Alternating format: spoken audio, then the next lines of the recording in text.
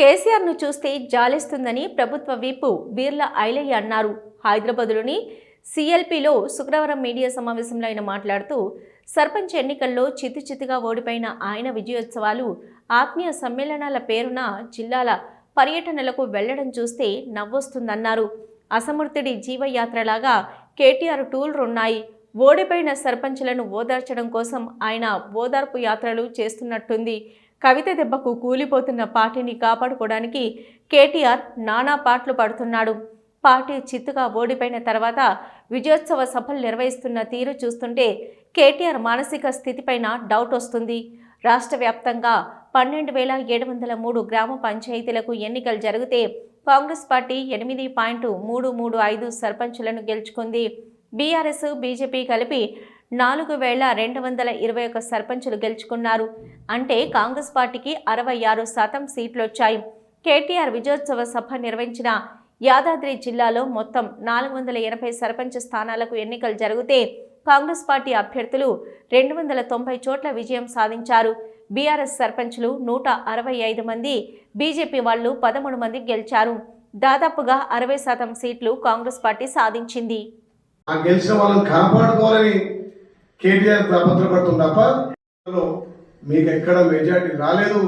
ఇలా ఆలే చూడండి, మున్గోడు చూడండి, భువనగిరి చూడండి, తుంగతుర్తి చూడండి, భారీ మెజార్టీతో గెలిచినాం. ఇలా దాన్ని చూసి జీర్ణించుకోలేక ఏదో అసమర్థుడి జీవయాత్ర లెక్క కేటీఆర్ యాత్ర ఉంది.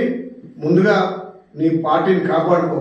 నువ్వు ప్రాతిథ్యం వహిస్తున్నటువంటి సిరిసిల్లలో ఏ రకంగా వచ్చింది, మరి మీ బావ ప్రాతిథ్యం వహిస్తున్నటువంటి మెదక్ సిద్దిపేట ఎట్లా వచ్చిందో మీ ఇద్దరి మధ్యలో పోటీ పెట్టుకొని ఎట్లా పార్టీ నుంచి చేయి జారిపోతుంది, భావచేతలు పడతామని చెప్పి ఆలోచనతోటి కేటీఆర్ గారు ఇట్లా మాట్లాడుతుండు. ప్రజలు తిరస్కరించారు. అయినా ఏదో ఉనికి కాపాడుకోవడం కోసం ఎదుటి పార్టీని దూషించాలని మా గౌరవ ముఖ్యమంత్రి మీద నువ్వు చిల్లర మాటలు మాట్లాడితే నువ్వు పెద్ద కావు. నువ్వు తండ్రిని అడ్డం పెట్టుకుని వచ్చి ఎమ్మెల్యేగా మంత్రి అయినావు. కానీ మా పెద్దలు, రాష్ట్ర ముఖ్యమంత్రి వర్యులు అట్టడు వర్గాల నుంచి కింది నుంచి కార్యకర్త మనసు తెలిసే కాంచల ఒక కార్యకర్తగా, ఒక జెడ్పీటీసీగా, ఒక ఎమ్మెల్యేగా, ఒక ఎమ్మెల్సీగా, ఒక పార్లమెంట్ సభ్యుడిగా వచ్చి అలా తెలంగాణ ప్రజలకు కార్యకర్తలకు అండ ఉండి పల్లెలను అభివృద్ధి అనే లక్ష్యంతో ప్రజాపాలన అందిస్తుంటే దీన్ని చూసి ఓర్వలేక ఈ డ్రామారావు కొత్త డ్రామాను తెరలేపిండు. తప్పకుండా డ్రామారావు, నీ డ్రామాలు తెలంగాణ ప్రజలకు అర్థమైనాయి. మీ నాయన, మీ బావ, మీ చెల్లె నలుగురు కలిసి పార్టీని ఎట్లా పునర్నిర్మించుకోవాలి, తెలంగాణలో ఎట్లా పోవాలని ఆలోచన చేయి తప్ప మా పార్టీ ప్రజా సంక్షేమం అందిస్తుంది. ప్రజలకు అన్ని రకాల మీరు 10 ఏళ్ళు అప్పులు రాష్ట్రాన్ని చేసినా, మీరు తప్పులు చేసినా, మీరు అప్పులు చేసినా ఒక్కొక్కటిగా మా గౌరవ ముఖ్యమంత్రి సర్దిద్దుకుంటూ ఇలా ప్రజాపాలన ద్వారా ప్రజా సంక్షేమం, ప్రజా అభివృద్ధి 2 కళ్ళ లెక్క తీసుకుపోతున్నాడు. తల్లి సోనియమ్మ తెలంగాణ ఇచ్చినప్పుడు ఈ రాష్ట్రం ధనిక రాష్ట్రం. ధనిక రాష్ట్రానికి మరి మీ నాయన కేసీఆర్, మీ బావ, నువ్వు మంత్రులుగా, ముఖ్యమంత్రిగా దాచుకున్నారు.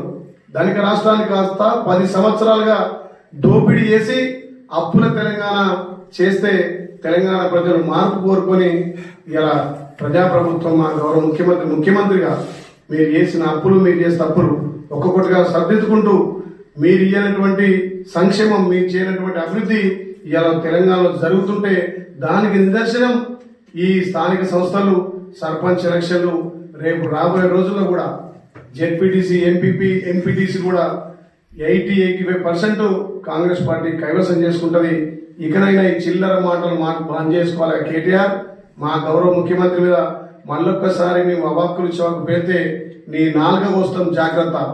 ఎన్నిసార్లు హెచ్చరించినా నీ అహంకారంతో తెలంగాణ సొత్తును దోచుకొని ఆ డబ్బు అహంకారంతో ఇలా మేము ప్రజాప్రభుత్వం ద్వారా మేము చేసిన అభివృద్ధిని ప్రజలు చెప్పి ఓటాడుతుంటే నువ్వు డబ్బులు పంచి అక్కడక్కడ గెలవాలని చూసినావు. కానీ తెలంగాణ ప్రజలు తిరస్కరించరు. ఇప్పటికైనా మా ప్రభుత్వానికి మీ ప్రతిపక్ష నాయకుడు, మరి మీ భావన, నువ్వా, మీ నాయన ఎవరో తెలుసుకొని రేపు జరిగే అసెంబ్లీలో ప్రతిపక్ష పాత్ర నిర్వహించుంది. తెలంగాణ ప్రజలు మీకు ప్రతిపక్ష హోదా ఇస్తే 2 సంవత్సరాలుగా ప్రతిపక్ష నాయకుడు ఎవరు తెలియదు, అసెంబ్లీకి రారు, ప్రభుత్వానికి సూచనలు సలహాలు ఇవ్వరు. కానీ గ్రామాల పండి ఓడిపోయిన కాడ డిపాజిట్ దక్కని కాడ మీ ప్రసంగాలు మీ సభలు చూస్తుంటే నిజంగా నవ్వాలో ఏం చేయాలో తెలంగాణ ప్రజలకు అర్థమవుతలేదు. కేటీఆర్ గారికి ఒకటే హెచ్చరిస్తున్నాం, ఇకనైనా మా ప్రభుత్వాన్ని నిందించడం, మా ముఖ్యమంత్రి గురించి మాట్లాడడం సరికాదు. నువ్వు ఎప్పుడు కూడా ఉద్యమం చేయలే, ప్రజల నుంచి వచ్చినోని కాదు, తండ్రి చాటున నువ్వు వచ్చి ఎమ్మెల్యేగా మంత్రి అయిన తప్ప కార్యకర్త మనసరిలోని కాదు, గ్రామాల అభివృద్ధి కాదు. మరొక్కసారి మా ప్రభుత్వం మీద మాట్లాడితే తస్మాత్ జాగ్రత్త అని కేటీఆర్ హెచ్చరిస్తున్నాం.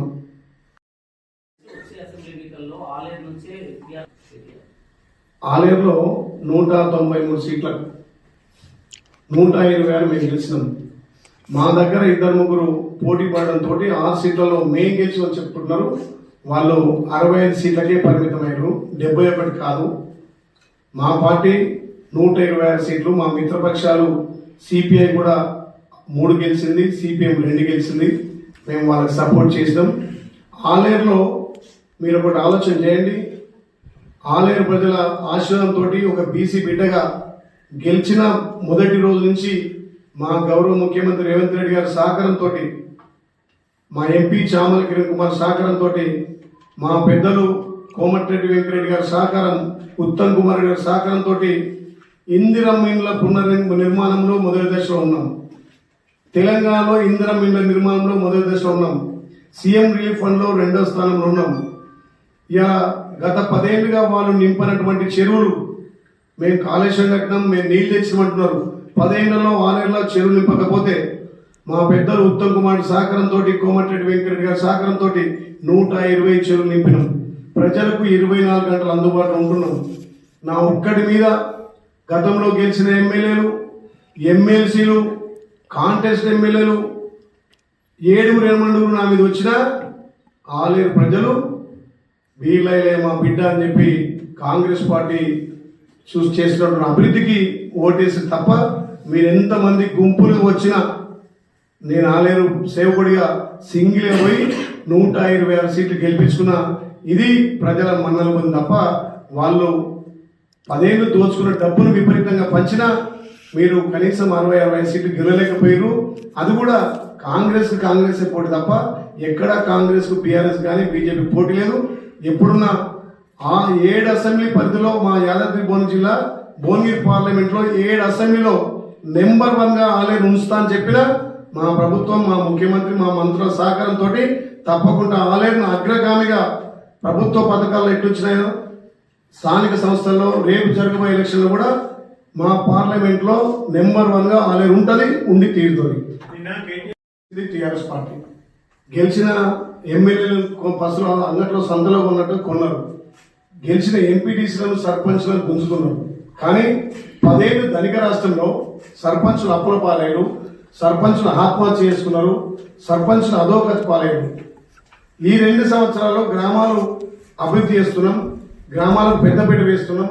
సర్పంచులు లేకున్నా మేమే అక్కడ సర్పంచుల బాధ్యత వహించి గ్రామాల్లో తాగునీటి సమస్య కానీ, గ్రామాల్లో మంచి చెడు కానీ అక్కడ ప్రభుత్వ బాధ్యత తీసుకుంటుంది. కేటీఆర్ అన్ని అహంకారం మాటలు తప్ప గతంలో ఫిరాయింపులు ఉండే. ఇప్పుడు మేము ఒకటే చెప్తున్నాం, ఎక్కడ కూడా టీఆర్ఎస్ గెలిచిన మేము తీసుకోము, మాకు అవసరం లేదు. ఎక్కడైతే మా అభ్యర్థులు ఉన్నారో వాళ్ళతో అభివృద్ధి చేస్తాము. నిన్న అక్కడ ఒక ఆమె మాట్లాడుతుంది, మాజీ ఎమ్మెల్యే గారు, గెలిచిన వాళ్ళే ఎమ్మెల్యేలు అంటుంది. మరి ఆమె 10 ఏళ్ళు ఎమ్మెల్యే ఉంది, మరి నువ్వు ఓడిలేక నువ్వేనా ఎమ్మెల్యే? నీ ఆ ఊరు సర్పంచ్ ఎమ్మెల్యే? 10 ఏళ్ళు ఎమ్మెల్యే కాదిగా ఉండి మాట్లాడే భాష అంటే ఎంత అహంకారం. ఓడి ఎక్కడైతే వాళ్ళ సర్పంచ్ గెలుస్తారో వాళ్ళే ఎమ్మెల్యేట,